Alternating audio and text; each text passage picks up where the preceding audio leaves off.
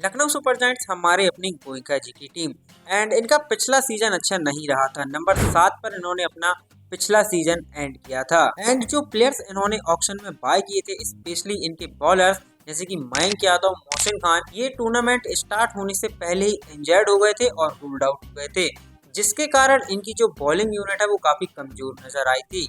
शुरुआत के कुछ मुकाबलों में डेफिनेटली इनकी बॉलिंग ने अच्छा किया था, लेकिन जैसे जैसे टूर्नामेंट आगे बढ़ा था इनकी बॉलिंग कमजोर नजर आई थी। तो इस सीजन ऑक्शन में ये चाहेंगे कि अपनी बॉलिंग को मजबूत किया जाए एंड बॉलिंग को मजबूत करने के लिए इन्हें कुछ प्लेयर्स को रिलीज करना पड़ेगा। सो कौन से वो प्लेयर्स होंगे हो सकते हैं जिन्हें लखनऊ रिलीज कर सकती है, बात करेंगे। साथ ही गुजरात की टीम पर भी बात करेंगे कि शुभमन गिल की टीम किन प्लेयर्स को रिलीज कर सकती है। क्या राशिद खान को ये रिलीज करने वाले हैं जैसा कि मार्केट में अफवाह है, उस पर भी डिस्कस करेंगे। तो चलिए जरा डिटेल में बात करते हैं लखनऊ और गुजरात की टीम पर। शुरुआत करते हैं लखनऊ के साथ। तो जो पहले प्लेयर मुझे लगता है कि जिन्हें रिलीज करना चाहिए वो है डेविड मिलर। इसका रीजन ये है कि मिलर को अभी आप दे रहे हैं 7.50 करोड़, यानी कि 7.5 करोड़ रुपए आप डेविड मिलर को दे रहे हैं। प्राइस टैग इशू नहीं है।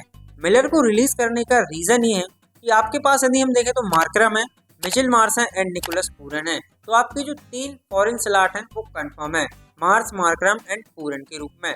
अब बचता है एक स्लॉट। यदि वो स्लॉट आप डेविड मिलर को देते हैं तो फिर आपके पास कोई और ओवरसीज स्लॉट नहीं बचता प्लेइंग 11 में, और ऐसे में यदि आप फॉरेन पेसर को चाहें तो नहीं खिला सकते। तो मुझे लगता है कि आप डेविड मिलर को रिलीज करके एक जो आपका 4th स्लॉट है फॉरेन प्लेयर का वो आप एक ओवरसीज पेसर को दे सकते हैं। एंड जो रोल अभी आप डेविड मिलर से ले रहे हैं उसकी जगह आप इंडियन को ट्राई कर सकते हैं, जो कि मुझे लगता है कि कहीं बेहतर ऑप्शन होगा। मार्करम, मार्श, पूरन 3 आपके बल्लेबाज एंड जो 4th ओवरसीज होगा वो आपका पेसर होगा। एंड डेविड मिलर से अभी आप जो काम ले रहे हैं वो काम आप किसी इंडियन से ले सकते हैं। इसलिए मुझे लगता है कि लखनऊ मिलर को रिलीज कर सकती है और मिलर का रोल किसी इंडियन प्लेयर को दे सकती है एंड 4th ओवरसीज का जो स्लॉट है वो एक पेसर को दे सकते हैं। इससे इनकी बॉलिंग थोड़ी मजबूत हो जाएगी। सेकंड प्लेयर है मयंक यादव। इनको रिलीज करने का रीजन ये है कि करंटली आप इनको दे रहे हैं 11 करोड़ एंड मयंक यादव एक हाईली इंजरी प्रोन प्लेयर है। यदि हम पोटेंशियल की बात करें तो डेफिनेटली मयंक यादव के पास बहुत पोटेंशियल है। Currently he is the best Indian hit the deck bowler, but he is highly injury prone. So मुझे नहीं लगता कि 11 करोड़ एक ऐसे प्लेयर को देना जो इतना इंजरी प्रोन हो कोई सेंस बनाता है। हाँ, यदि मयंक यादव इतनी इंजरी प्रोन ना होते तो फिर डेफिनेटली 11 करोड़ देना कहीं से भी आप कहें तो गलत नहीं था, बट क्योंकि मयंक यादव एक हाईली इंजरी प्रोन प्लेयर है तो मुझे लगता है कि 11 करोड़ देने सही नहीं है। आप इनको रिलीज करिए और यदि आप इनको रखना चाहते हैं तो चीपर प्राइस में बायबैक कर सकते हैं। तीसरे प्लेयर है मोहसिन खान। अब इनको आप 4 करोड़ दे रहे हैं तो प्राइस टैग बड़ा इशू नहीं है, लेकिन इनके साथ भी यदि मैं आपको बताऊं तो सेम कहानी है कि ये भी हाईली इंजरी प्रोन प्लेयर है। पोटेंशियल बहुत है। मयंक यादव या मोहसिन खान, यदि हम इन दोनों की बात करें तो इन दोनों प्लेयर्स में बहुत पोटेंशियल है, बट इन दोनों प्लेयर्स के साथ प्रॉब्लम ये है कि ये दोनों हाईली इंजरी प्रोन है। तो मुझे लगता है कि मोहसिन खान को भी आप रिलीज कर सकते हैं, क्योंकि अगेन इंजरी प्रोन है, अवेलेबल नहीं रहते, तो मुझे नहीं लगता कि इनको रिटेन करने का कोई सेंस बनता है। बट यदि एक लखनऊ यदि रिस्क लेना चाहे तो मात्र आप 4 करोड़ दे रहे हैं, यदि आप चाहें तो इनको रिटेन कर सकते हैं क्योंकि पोटेंशियल इनमें है। तो यदि लखनऊ सोचती है कि यार प्राइस टैग बड़ा इशू नहीं है तो आप 4 करोड़ में इन्हें रिटेन कर सकते हैं, बट ये जरूर ध्यान रखिएगा कि मोहसिन खान इंजरी के साथ थोड़े फेमिलियर हैं। चौथे जो प्लेयर हैं वो मुझे लगता है कि टॉसअप रहेगा आवेश खान और आकाशदीप के बीच में एंड मोस्ट प्रोबेबली मुझे लगता है कि आकाशदीप को ये टीम रिलीज करेगी। उसका रीजन ये है कि आकाशदीप एक स्किडी बॉलर हैं और यदि आप आकाशदीप को देखें तो जब पिच पर मदद होती है तो आकाशदीप एक अलग बॉलर नजर आते हैं, लेकिन जब पिच पर मदद नहीं होती तो आकाशदीप उतने डेंजरस या उतने थ्रेटनिंग नजर नहीं आते। इसलिए मुझे लगता है कि लखनऊ आकाशदीप को रिलीज कर सकती है और जो 8 करोड़ है वो पर्स अपना खाली कर सकती है एंड ऑप्शन में जाके किसी अदर या बेहतर ऑप्शन की ओर देख सकते हैं। 5th player Ravi Bishnoi. अब देखिए रवि बिश्नोई को लेकर मार्केट में अफवाह है कि लखनऊ इनको रिलीज कर सकती है एंड इसके पीछे की यदि हम वजह देखें तो ये सच भी हो सकती है, क्योंकि बिश्नोई की फॉर्म उतनी सही नहीं रही है। 2024 की यदि हम बात करें तो वहां पर भी इनकी इकोनॉमी आप देखें लगभग 9 के करीब थी, औसत लगभग 35 के करीब था एंड 2025 में इकोनॉमी 11 के करीब थी और जो एवरेज है वो 45 के करीब था। तो पिछले 1-2 साल में इनकी जो फॉर्म है वो डिप तो रही है, इसमें कोई डाउट नहीं है, बट मुझे लगता है कि इनको रिटेन किया जा सकता है। उसका रीजन ये है कि पिछले साल यानी कि 2025 में मेगा ऑक्शन था और मेगा ऑक्शन से पहले आपने रवि बिश्नोई को रिटेन किया था, तो यानी कि आप इन्हें अपना कोर मेंबर मानते हैं। अब इनको रिलीज करने के पीछे का रीजन है कि ये भी हो सकता है कि इनके पास दिग्विजय राठी हैं जिन्होंने पिछले सीजन अच्छा किया। एंड बिश्नोई और दिग्विजय की यदि हम बात करें तो बिश्नोई थ्रू द ईयर बहुत क्विक है, बट दिग्विजय राठी के पास एक्स्ट्रा बाउंस का वेपन है और एक्स्ट्रा बाउंस हमेशा हम कहें तो बहुत डेंजरस वेपन होता है क्योंकि ये हमेशा तकलीफ देता है। और लास्ट सीजन दिग्विजय राठी ने अच्छा भी किया है, तो maybe that could be the reason कि लखनऊ सोचती हो कि भाई हमारे पास दिग्विजय है तो हम बिश्नोई को रिलीज कर सकते हैं। बट मुझे लगता है कि बिश्नोई को रिटेन किया जा सकता है क्योंकि आपने पिछले सीजन मेगा ऑक्शन से पहले ट्रस्ट दिखाया और यदि आप इतने जल्दी ट्रस्ट हटा लेंगे तो ये सेंस नहीं बनाता। यदि आपको रिलीज ही करना था फिर आप पिछले सीजन मेगा ऑक्शन से पहले रिटेन ही ना करते, बट अब क्योंकि आपने रिटेन किया है तो मुझे लगता है कि आप एक सीजन और इन पर ट्रस्ट दिखा सकते हैं।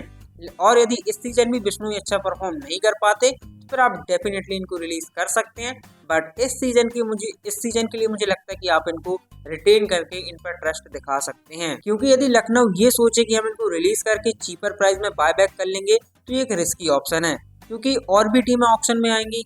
बहुत सी ऐसी टीमें हैं जिनको इंडियन स्पिनर की जरूरत है एंड रवि बिश्नोई आप देखें तो इंडियन प्रीमियम लेग स्पिनर हैं, तो टीमें इनके पीछे भाग सकती हैं और हो सकता है कि अभी आपके पास में ये 11 करोड़ में है, ऑक्शन में जाके ये थोड़े महंगे हो जाएं। तो ये एक रिस्की थॉट है कि आप इनको रिलीज करके बायबैक चीपर प्राइस में करने का सोच रहे हैं। ये दाव सही भी पड़ सकता है और गलत भी पड़ सकता है। So it's all depend to Lucknow super giants की वो क्या सोचते हैं, बट मेरे हिसाब से मुझे लगता है कि रिटेन किया जा सकता है। तो ये वो प्लेयर्स हैं जो मुझे लगता है कि लखनऊ ऑक्शन से पहले रिलीज कर सकती है।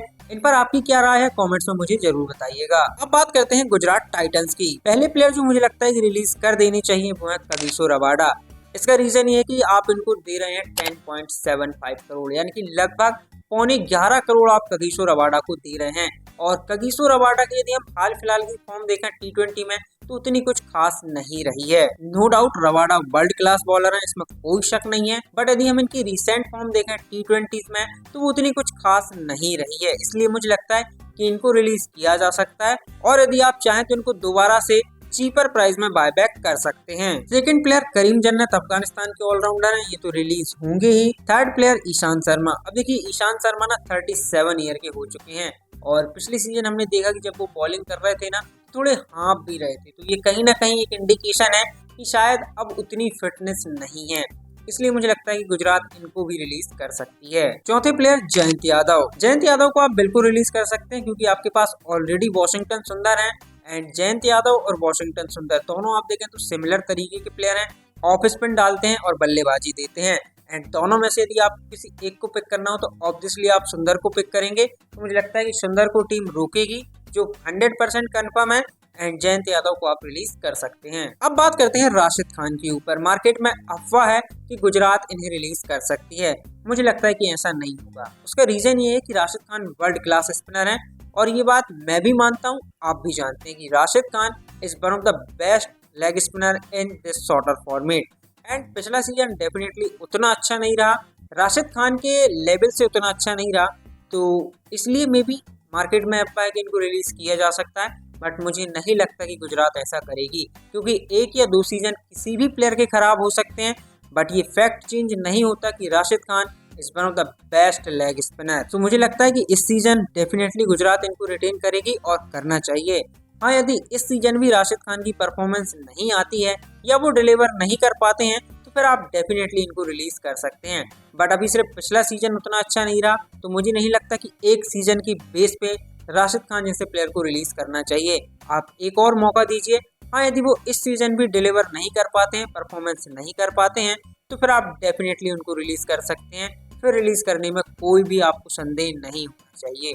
बट इस सीजन मुझे लगता है कि गुजरात इनको बैक करेगी, जो कि 100% सही है, बैक करना चाहिए। तो ये रही गाइस लखनऊ एंड गुजरात दोनों टीम्स की पॉसिबल रिलीज प्लेयर लिस्ट। इस लिस्ट पर आपका क्या ओपिनियन है कमेंट्स में मुझे जरूर बताइएगा। मैं आपकी कमेंट्स का वेट करूंगा, उनको पढ़ूंगा। एंड आज की वीडियो में इतना ही। आई होप आप लोगों को वीडियो पसंद आया होगा। यदि पसंद आया है तो लाइक करें, अपने दोस्तों के साथ शेयर करें। बाकी मैं मिलता हूँ अगले नए वीडियो में, तब तक के लिए bye bye, take care, thank you so much.